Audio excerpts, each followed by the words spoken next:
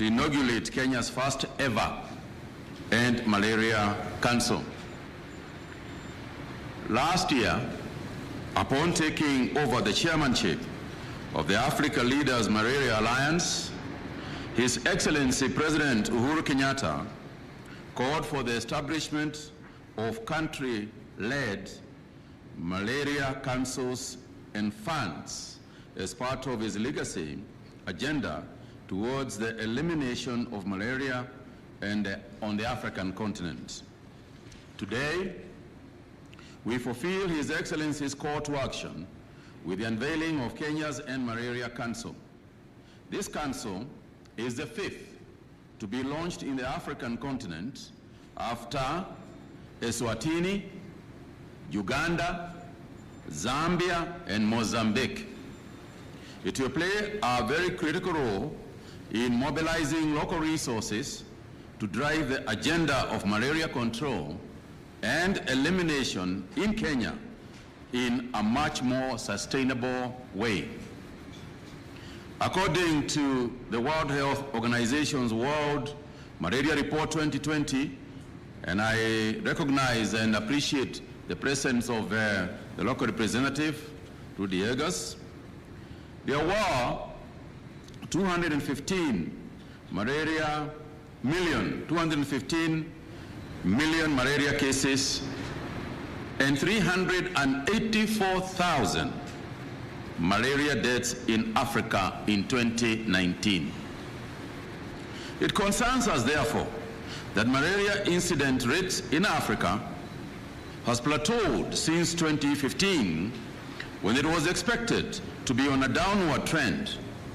Consequently, Africa is not on track to achieve its 2020 target of reducing malaria incidence and mortality by 40% and the goal of eliminating malaria by 2030.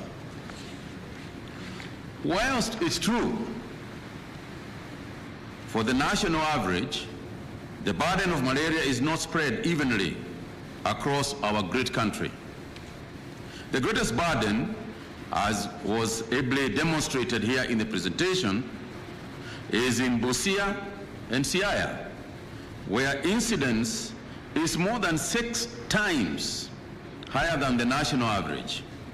Many factors account for this, but perhaps none so much more than the presence of an extensive number of breeding sites near home states.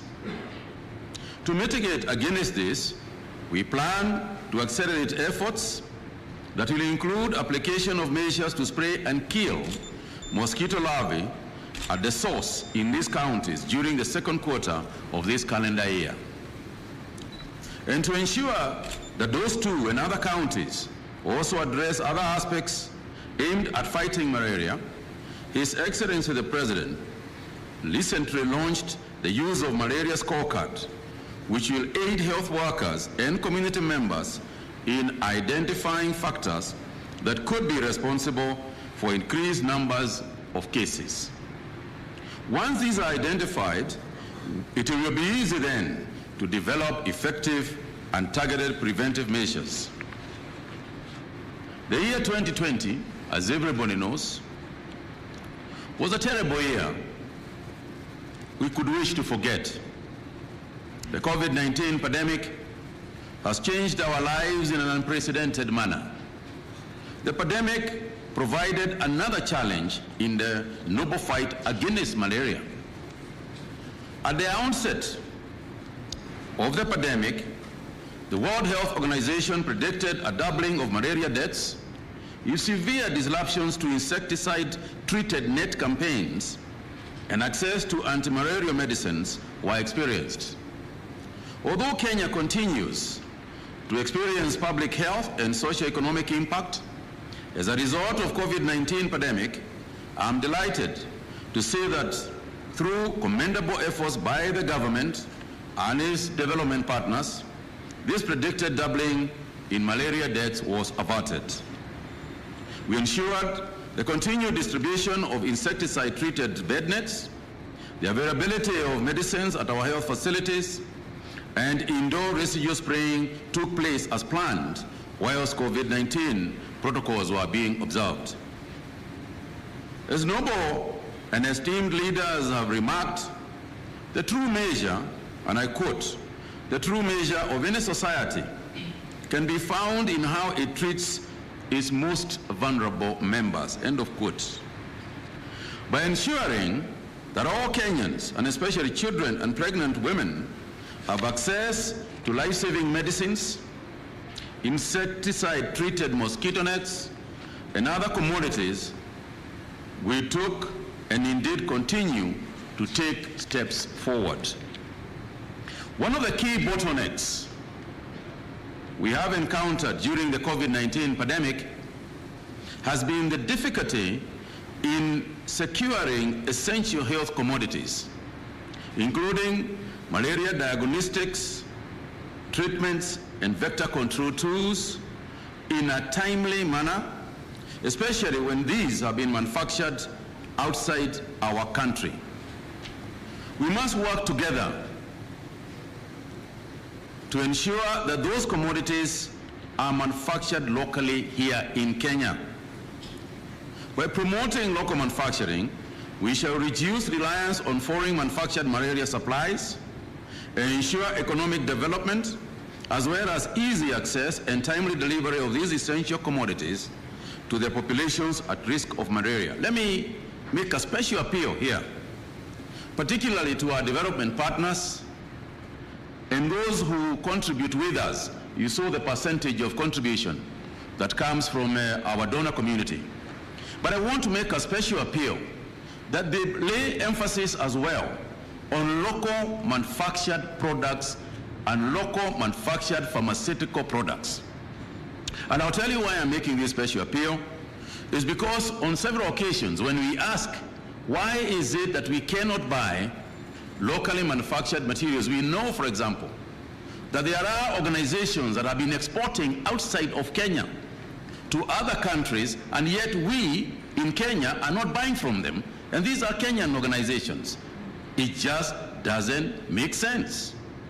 But we are told that some of these situations is because of the donor condition, the donor conditions, where you have got to go for a global tender, even when these things are being manufactured here in our country. And I want to make a special appeal to our funding partners that whenever we have got these products locally, please let us buy from our local manufacturers. And two things happen immediately. One of them is that we are able to move these commodities quickly. And secondly, we provide jobs. We give jobs to our people.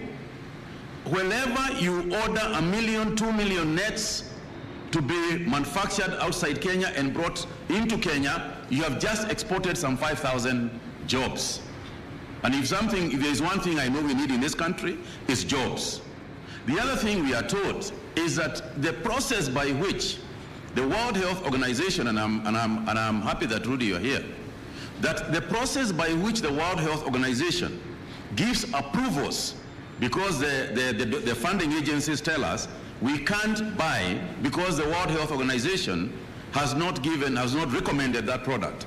And the process by which the World Health Organization takes in order for them to approve a commodity apparently is so rigorous that some of our people are unable to meet those standards.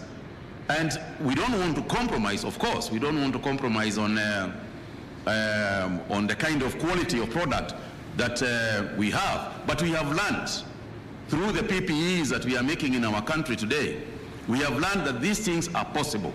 And therefore, I would like to request also the World Health Organization to look at the issue of fast tracking, where local manufacturers can be assisted and where local manufacturers can be given priority, because what we saw this year, and we have continued to see it, is that unless we are locally, unless we rely on ourselves locally, we will continue to be challenged.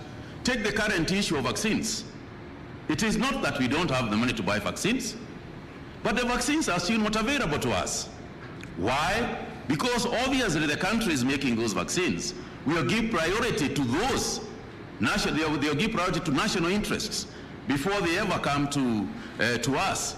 So it's absolutely critical. And I want to challenge the Council, I want to challenge the donor community, I want to challenge the World Health Organization that we give priority for the local manufacturing aspect. And as a government and as a cabinet, we have pronounced ourselves on this matter, that at least the Kenya part of the funding will definitely go to local manufacturers. We also want to appeal to the local manufacturers to up their game in terms of quality, to ensure that the quality that we have of products in our nation are absolutely at best practice globally. So COVID-19 is also a stark reminder of the impact of disease on our socio-economic development. This is also true of malaria. Past studies have demonstrated that malaria reduces economic growth by up to 1.3% each year, and estimates suggest that workers miss nearly 12 million days of work each year in Kenya because of malaria. This is equivalent to removing the productivity of some 50,000 workers from our economy. Similarly, malaria reduces academic achievement and causes children to miss upwards of 3% of their schooling. A healthy economy requires healthy and educated workers, especially as we look forward to the recovery following the ongoing pandemic. To succeed in our mission to end malaria, we must address financial resource gaps that have been demonstrated here by the able presenters.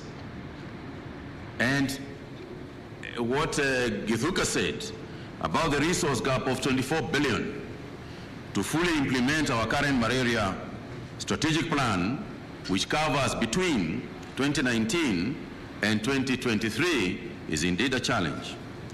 We must close this gap to ensure that we have the required malaria supplies to not only treat malaria, but effectively prevent it in the first place.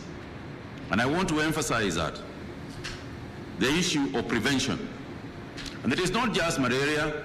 As a ministry, the philosophy and policy that we have adopted is one of prevention, prevention, prevention.